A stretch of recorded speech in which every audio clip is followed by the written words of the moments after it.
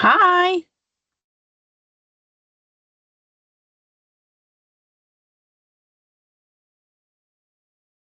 Feel free to put your cameras on and unmute and say hello if you're there.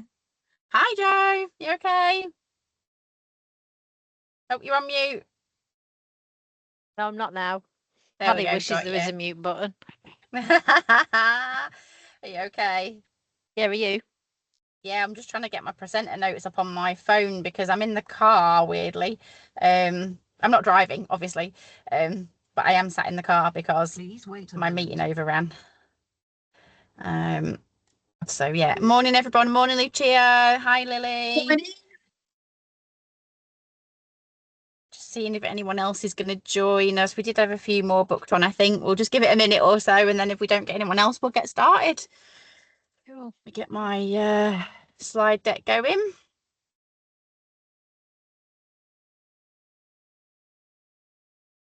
Try and work out how to switch my views over now. That's going to get well confusing. There we go.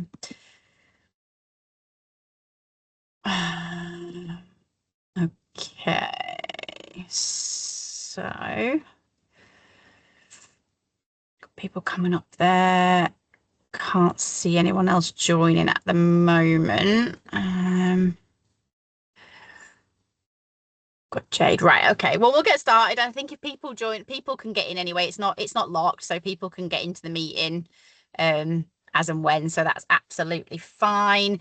So afternoon, thank you so much for joining me on our preparing for unfair dismissal session. I kind of put these lunch and learns in for an hour, but they don't normally last an hour, to be fair. We'll probably be half hour, 40 minutes, and then obviously there's time for questions and things at the end. So really the topic that I want to speak to you guys about today is the changes that are coming into place for January 2027. And just kind of to go through some of the things that you need to know, need to think about now. There are some things that are going to impact you sort of sooner than that. Everybody happy if I record the session? Anyone got any issues with me recording? Everyone fine with that? Yeah, perfect. Okay, let me just get that going then. And then that way I know that anyone who missed out can get into the video. I can get it uploaded to our YouTube then. So just bear with me while I set the recording going. Record. There we go. Oh, no, not stop the recording. Oh, it's recording it anyway. There we go. Sorry, I'm normally more organized than this, but it's recording anyway. Let's have a look at, first of all, we're talking about kind of the changes to unfair dismissal. So what actually is unfair dismissal? Because, you know, we sort of in this space at the moment where we're thinking to ourselves, we're never going to be able to dismiss somebody. That isn't correct. We are still going to be able to dismiss people. It's just that we've got to follow that fair process. Unfair dismissal is where we haven't followed a fair process, or we haven't ended someone's employment for a fair reason. So we will still be able to dismiss people regardless of the length of service. We just have to make sure we do it right. Now, when we do dismiss people, obviously it might open us up to more claims, but we just need to make sure we get it right in the way that we go about things. So unfair dismissal is when we terminate an employee's contract without giving a fair reason or following the correct processes. And just to give you a few stats around tribunals as well, because this will help you just to understand a little bit more. We've seen over the last sort of quarter, 6 months, a 68% increase in tribunal claims so far. Obviously, that is going to get worse when these sort of 6-month rights come in January, because it is going to open up a whole host of other people who didn't have that right before that now suddenly will do. Unfair dismissal claims make up about 22% at the moment of all claims that do run through employment tribunals. But some of the good news for that is only 3% of those claims succeeded in the last quarter. The majority of them were either settled outside of tribunal, or most of them were actually withdrawn, because people then realise it's quite a hard job going down the route of tribunal and they withdraw their claim. So only 3% of unfair dismissal claims actually succeeded. So that should give us a little bit of heart. There is a backlog of cases at the moment in the employment tribunal. So there is a backlog of cases by just over 13,000 cases at the moment for unfair dismissal. And that's meaning it's taking about 30 weeks for an unfair dismissal claim to reach completion from the point where you've kind of put your your claim forming and your defence, etc. So that's over half a year. For discrimination claims, that's taken a lot longer. I've got some cases at the moment that are being scheduled for kind of back end of 2027, early 2028. So the backlog is causing an issue. The average award at the moment for unfair dismissal is around about £14,000. Okay. We see a lot of high value claims in the news. We see a lot of high value claims out there on social media. They aren't the norm. So although we don't want to be shelling out £14,000 in an unfair dismissal claim, we're not looking at hundreds of thousands of pounds here. This is not necessarily a business crippling amount should the worst happen and you actually end up in that unfair dismissal claim. But obviously the idea is to protect you guys from that and make sure you don't get into that situation. So, oh, move my camera along. There we go. So what is actually changing? So essentially from the 1st of January 2027, every employee will gain ordinary unfair dismissal rights after 6 months service. So people already have rights to claim discrimination from day one. There's already a thing called automatic unfair dismissal, which is a day one right as well. That's generally reserved for times when we've dismissed somebody on the back of either a discriminatory reason or a statutory request. At the moment, we still have 2 years before we have to worry about this unfair dismissal thing, but this is going to go to 6 months from the 1st of January. They are also removing the cap on unfair dismissal claims. So at the moment, if an unfair dismissal claim goes to tribunal, the maximum amount that can be awarded for that claim is just over 118,000. That cap will also be removed. So obviously that may have consequences on those average awards. We're also seeing some changes to the time limits that people have got to actually put claims in. So from October 2026, they will have 6 months in which to get their claim lodged. So at the moment, somebody has 3 months less a day to get their ACAS early conciliation lodged into the ACAS system. From there, they obviously then get their certificate, and then they have an extra amount of weeks from the certificate issue to make their claim to a tribunal. That is going to be changing to 6 months. So obviously we do need to be mindful of that as well, that we may see more claims coming from much later dates as well. Now, these changes are going to be applied retrospectively. So essentially, anyone who has 6 months service as at the 1st of January 2027 is going to automatically acquire those unfair dismissal rights overnight. So anyone who started with you before the 1st of July of this year, from the 1st of January, will straight away be in that 6 month bracket and will automatically have those protections. Anyone who starts in between those times, we obviously just need to be mindful of their start dates. So it is going to be applied retrospectively. It was originally thought that it wouldn't be, but they obviously have changed that because they couldn't get the day one rights thing through that they wanted to get through. They've had to soften the law a little bit. So part of that, I think, is that they then decided that they are going to apply it retrospectively to everybody. So we do need to be mindful of how that's going to impact us. So just to highlight there, anyone who has 6 months service as at the 1st of January will automatically acquire those rights. Now, just to recap for you, we've talked about what is unfair dismissal. Okay, there are 5 fair reasons for dismissal in the eyes of an employment tribunal. One of those is conduct. So that's your disciplinary process where people have done things wrong. They won't do something. They're not following rules. They're not doing what they should be doing for various different reasons.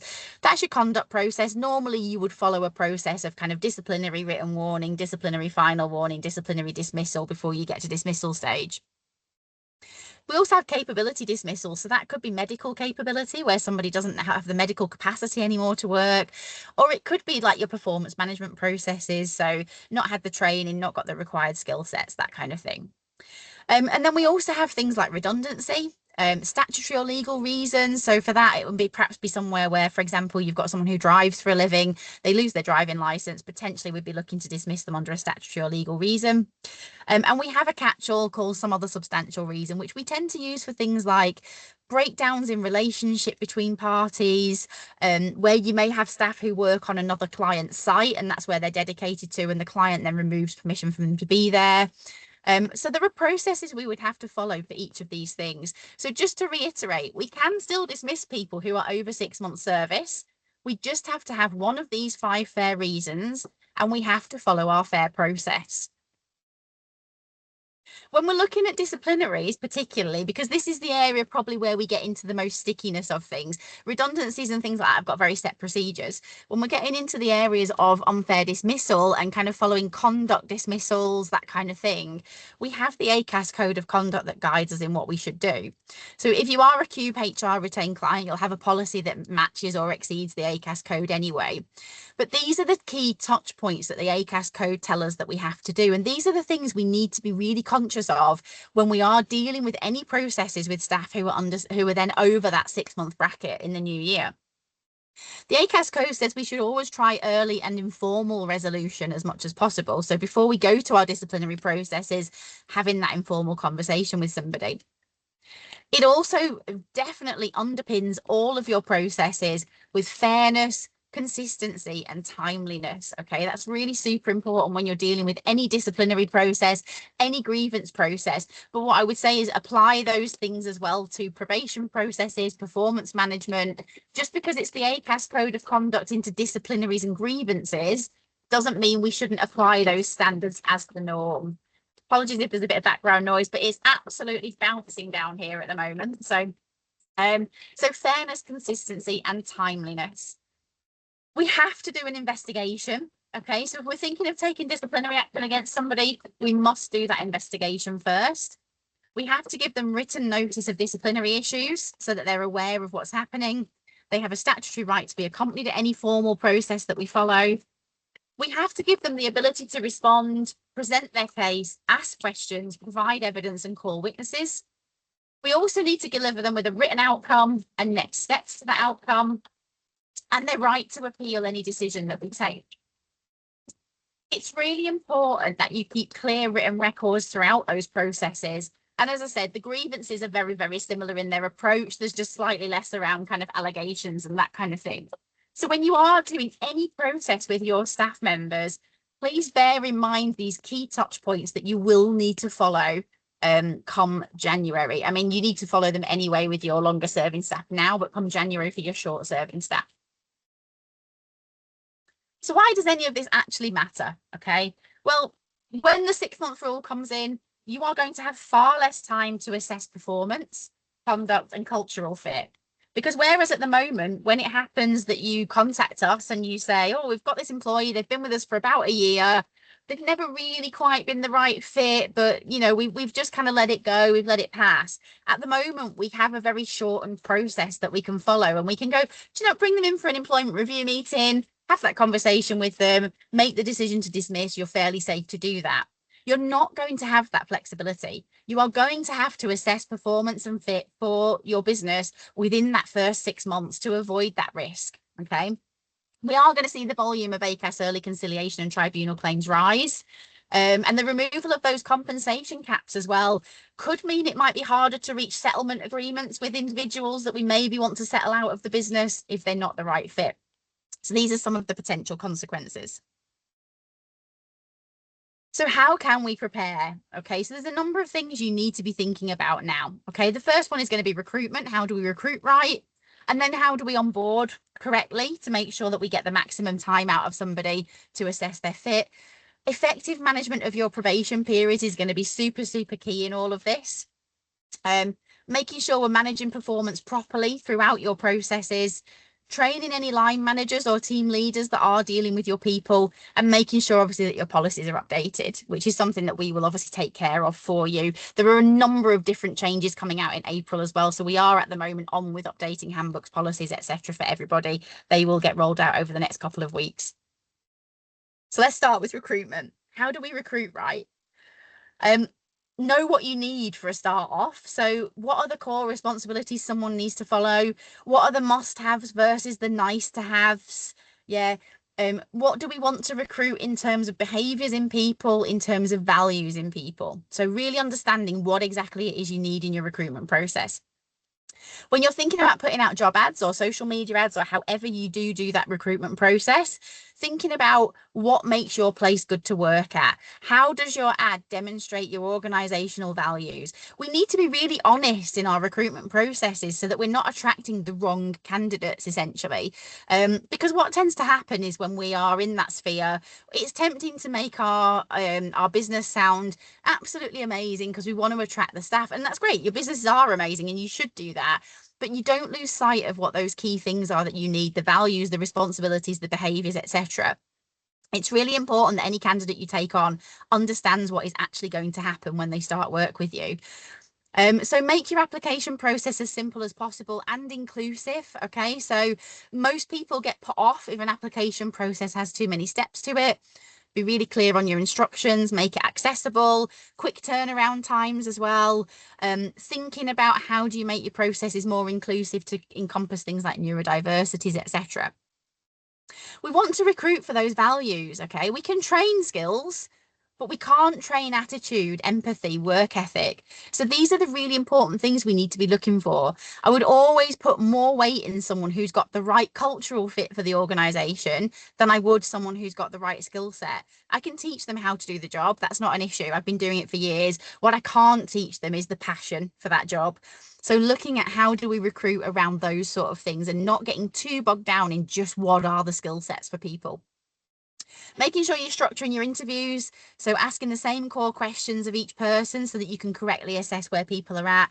Include lots of different things: practical, skills-based, values, behavioural.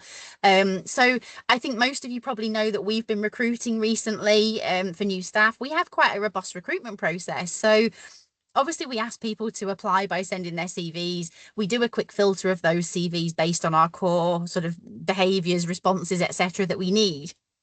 Our next step is to send them out an assessment. And that assessment covers things like employment law questions, scenario-based questions. So what would you do if a client rang you and asked you X, Y, and Z? It includes things like, how do you prioritize your workload? Questions like that, because these are things that are really important to us. That assessment then helps us to whittle out some of the people who maybe don't have the skills that we need, the practical level of things. And then we go through our interview process, and our interview process is more focused on the values and the behaviors of people, the softer skills, the things that we're not going to be able to teach that person. How are they going to fit in with our team? Okay. One of the things you could look at, and that is something that we can help you with if you do want to look at that, is things like personality profiling. So we're disc flow accredited practitioners. We can do disc flow profiles on your team. We can look at your recruits. We can look at how they would fit in terms of their personality styles, what their strengths are, what their potential limitations could possibly be. And we can use that as part of that picture as well in that recruitment process. So if that is something that might be of interest to anyone, just drop me an email afterwards. I can give you some more information. I try and involve your team where you can, okay, especially if you're in an office environment where they're going to be working very closely together. Involve your team, get them to meet the shortlisted candidates, get feedback from them. They know who fits well for the job role as much as you do. Making sure you're selling your culture. So the candidates that are coming through tend to choose companies that have got good strategies around their people, their purpose, and their values. Salary is not the motivator, generally speaking, for people in recruitment. Salary is obviously a big thing. They're going to want to know they're going to earn enough, but the way they choose their employer, their potential employer, is through their people, purpose, and values. So how are we selling that culture through our interview process? And also timing as well. So at the moment, because we've got this really grey area around recruitment and what we're going to do in terms of, if we take somebody on the 1st of August, for example, and they're going to tip into that 6 months rights sort of come the 1st of February, have you actually got time at the moment to onboard that person properly and support them? Because if you haven't got time to onboard them properly and train them, you're probably going to put yourself into that difficult area where you've got someone who goes beyond that 6 months, but they're not necessarily suitable for you. And then we've got much more weighty processes to follow. So just thinking about the timing, don't recruit if you don't have the time to manage that person properly. What does awesome onboarding look like? So I've split onboarding into 4 sections. We've got our pre-boarding, first day, first week, and first 90 days. With our pre-boarding, it's all the stuff we do before somebody starts. So we interview people, we offer them the job, they accept. Sometimes they may have a notice period to work, or they may not be available to start work straight away. So how do we pre-board them? making sure they've got all the information, sending them that welcome email. What should they wear on their first day? What time should they arrive? Who should they ask for? Yeah. Sharing what their first week is going to look like for them. What's the plan? Are they going to be going out shadowing people? Are they going to be sat with somebody? Are they going to be working on things? Are they going to be going around doing introductions? Making sure we arrange anything that they need access to, so they've got everything in front of them, so they've got any IT equipment they need, email addresses, phones, etc. Can be a nice idea to send a little welcome from the team as well, so that people kind of get to know who their teammates are. Maybe even involving them in some sort of team activity before they start can be a really good way to get them involved. You might want to think about things like welcome gifts and those kind of things to really give them that good onboarding experience before they even actually step foot through the door for their first day. On their first day, we want to make sure we make it as welcoming as possible. If we're organised with all the equipment they need, that helps. So if they've already got their paperwork filled out, you've got their uniform ready. If they're wearing a uniform, you've got all their IT equipment ready, etc. Start with the human bit. Don't dive straight into policies and checklists and here's your contract and you need to follow this and you need to sign that. Do the human bit first. Introduce them to people, do the tour, talk about what you're going to do in terms of if you're assigning them with a buddy or a mentor to support them, go through the mission, the values, the cultural stuff. Do that bit first, then worry about the paperwork once you've done those little bits, because that makes people feel much more welcome, much more engaged with the company and the team as quickly as possible. Within the first week, we want to be looking at a plan that includes things like what their core tasks are going to be, if they're going to spend time shadowing colleagues, welcomes with the key people in the organisation, maybe looking at setting them a really simple goal, okay? Because what we're trying to do here is set the scene for what does good look like. This is what we miss, okay? We start our probation processes, we start somebody off in our employment, we forget to tell them what good looks like. We forget to tell them how we're going to measure good. So a little simple goal for their first week that they can achieve. Celebrate some small wins with them as well throughout the course of that week. You know, what sort of things can you pick up on that have gone well for them? And our first sort of 90 days really with people for our onboarding, think about bite-sized training stages. Yeah, when someone's taking a lot of information in, bite-sized training, let's not throw everything at them at once. Create a little roadmap for them for their progression for those 90 days. What's that going to look like? Having regular sort of check-ins with them. They can just be informal 5-minute phone calls. It doesn't have to be anything weighty. And setting them some simple achievements for their 30, 60 and 90 days, okay? Because that's then going to take them to halfway towards that 6 months effectively. If you've got goals in place for 30, 60 and 90 days and you're getting to day 90 and they're not hitting those goals, we need to start having those conversations now before we get to the end of our probation periods if your probation is 6 months. So let's talk about probations. Most companies nowadays either have a 6-month or a 3-month probation process. So I've put together a little plan of what your probation check-ins could look like depending on where you're at. So if you're a 6-month probation, then you might want to do a quick informal check-in end of week 1. You might want to do those informal check-ins at the end of some of the other months as well. So month 1 and 2. Do a structured check-in at month 3. Okay, how have they got on? How have they achieved their goals and objectives? Are they fitting in with the team? Have they got any challenges or stresses? What's not going so well for them? What's going well for them? And this is where we can then set the scene. Okay, if there are improvements that are needed, we detail what those improvements are and we give them chance to demonstrate they can improve. We can do some informal check-ins again at the end of month 4 and 5. And at the end of our month 6, we do our formal probation review. Now, one thing I will say here is with your probation periods, be really, really careful of notice periods, okay? If you're going to do a 6-month probation review and you're going to do it at the very end of their 6 months, so month 5, day 30, they still have a week's notice that you have to give them. And that week's notice will tip them over the 6 months. So your probation reviews need to take place probably a couple of weeks before you get to that 6-month mark, so that you've got a week or 2 to do the check-in, deal with any issues that come, get the notice served to them, and then notice period isn't going to push them over. Do not be fooled into thinking we can finish them at month 5, day 30 because we're paying them in lieu of notice. It doesn't matter. The simple fact is their week's notice would have pushed them into 6 months, so they will still open up that claim. One of the ways you might want to actually look at doing it is thinking about having a 3-month probation process. Okay, so that could look like informal check-in at the end of week 1 and week 3, your formal check-in at week 6 to kind of start that conversation around improvements, a little informal check-in at week 9, end of probation review at week 12. Because when you get to week 12, you've always got the option to extend their probation. You can extend it by a month or 2 months, and you're still within that 6-month mark. It will encourage you to make sure you're using those probation processes and you don't get into that sticky area of, oh, we've got to 6 months now. We've just got to the end of their probation. Nobody's checked in with them. We've now tipped over the 6-month mark. If you're having those conversations at month 3, at week 12, you've got time then to extend their probation if you want to, and you're still within that 6-month bracket. So that's something just to think about whether that's applicable for you or not.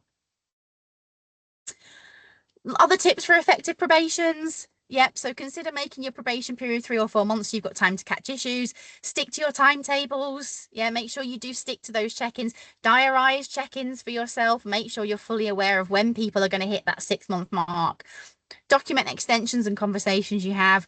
Don't wait. Consider you've got that notice period to factor in. Okay, normally notice periods will be 1 week. If you have something different in your contract that says it's a month, you need to get that notice in before the end of month 5. Okay, so just be careful of what your notice periods are. And then let's talk about performance management. Okay, we saw a lot of this through COVID, the dreaded C word that we thought we'd not hear again. Businesses that were ringing us up saying, now that we've got employees on furlough, not really quite sure what they were actually doing with their time in the first place because we've not really missed them. And there was a lot of performance issues that got highlighted there where things had just been left to slide. Okay, we won't have the luxury of 2 years to deal with this. Okay, so don't wait to deal with performance issues. If somebody isn't performing in that first 6 months, we have to start the conversation with them. Make performance conversations the norm. Okay, most businesses are rubbish at performance management. Okay, every company we speak to, most businesses are rubbish at performance management. They don't make performance conversations regular. They just wait till their annual appraisal and then they give a blast of things at somebody and the person's left going, whoa, what just happened? Have those constant conversations around performance, good and bad. Make sure you're setting goals. So as I already mentioned, how do you know what good looks like if you're not able to measure it by setting some sort of goals? Now, some of you might be sat there thinking that's really hard to set goals for my team. There are always things you can set. Okay, talk to your team about what that looks like. What goals could they set for themselves if you don't know what they are? We've got to make sure we address issues fairly. So facts, examples, impacts, yeah, and look to find a solution. Development in terms of performance is not the same as compliance. It's two separate things. Performance management, when we're looking at development and progression, is one thing. Compliance with your performance and your goals and your objectives is another. Keep the processes separate. Document every step of the way. This is where people will fall down. Okay, you will come to us and say, we need to dismiss this person. We're 5 months, two weeks in, we're going to fail their probation, we're going to do this, or we've got a bit further down the line, they've still not been performing, what do we need to do? Where's your proof that you've had conversations with them? Well, we had a conversation, we didn't note anything down. You've now got to start that process from step 1, which is going to be have a conversation and note it. Yeah, so just do that, document those conversations. If you have a conversation with somebody through their probation period or after their probation period about their performance, drop a note on their personnel file, back it up with them in an email or whatever you normally use to say, we've had a conversation about this. This is what we need to do to improve. Because that way, if we do have issues beyond that 6 months, we're already there on the step on the ladder to get them onto that disciplinary process. Okay, so do please keep documentation. Use your formal procedures where needed, performance improvement plans, disciplinary processes, capability processes if you have them as a separate thing. So do utilize formal procedures and get advice where you need to.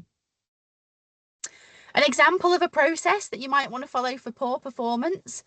Step 1, initial supportive conversation, request improvement. Yeah, it's a nice friendly, what can we do to help you achieve the things that you need to be achieving? Step 2 might be again informal, but a more stern conversation, a bit more of a demand for improvement. And we follow that up with a letter of concern to say, unless we start to see some improvement, we are going to look at disciplinary processes.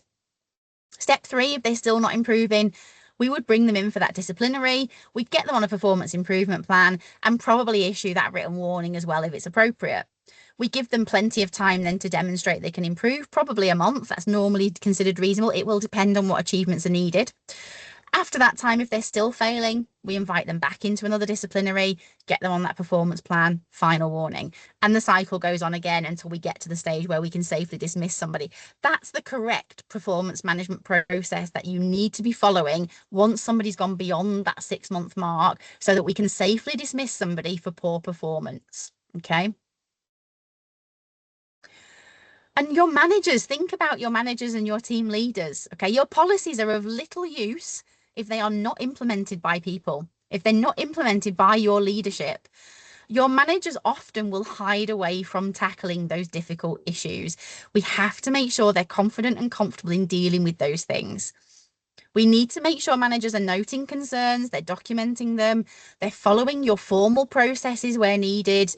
One of the things that I think I took away from a recent conference that I went to was somebody was talking about the difference between being nice and being kind. So when we're nice, it's often soft, but it can be avoidant. Yeah. Whereas when we're kind, we're still gentle, but we're honest and transparent with somebody. You know, we have the phrase sometimes, don't we? We have to be cruel to be kind. Kindness is honesty. It's telling people the truth. When things aren't going well, we need to be telling them that, not shying away from it just because we don't want to be perceived as being horrible or lose that relationship with that person. Training is super, super important for any managers that are going to be dealing with your performance management, your probation processes, your disciplinary issues. You really do need to think about training them in those processes. Okay. We do provide training on that. We have HR masterclasses that we run. We run collaborative ones online. If anyone wants to register some interest in attending one of those, drop me an email, let me know. Or we can come to your business and do them as individual sessions as well, if you've got a large enough team that requires it. But please do reach out if needed. And that's really it. I'm going to throw it out to any questions. What I'm going to do is stop sharing my screen because I can't see your faces. So I'm going to stop sharing. And then I'm just going to open it up to see, has anyone got any questions about any of the topics we've spoke about? Please feel free to unmute or pop questions in the chat if you're not able to unmute. And we'll have a little bit of a free form chat for the next little bit.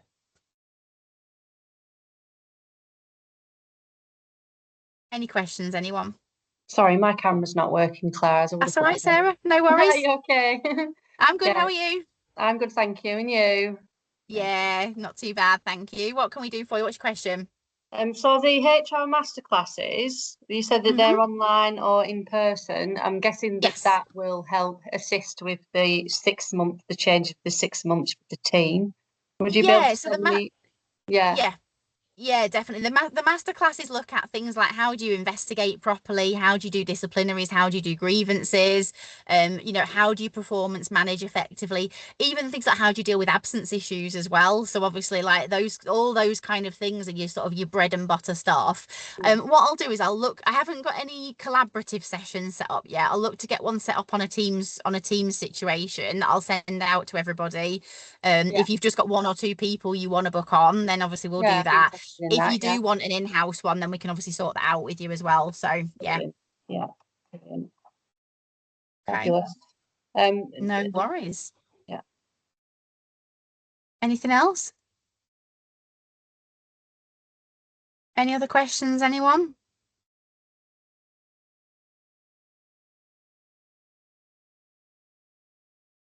Not from me. No, that's fine.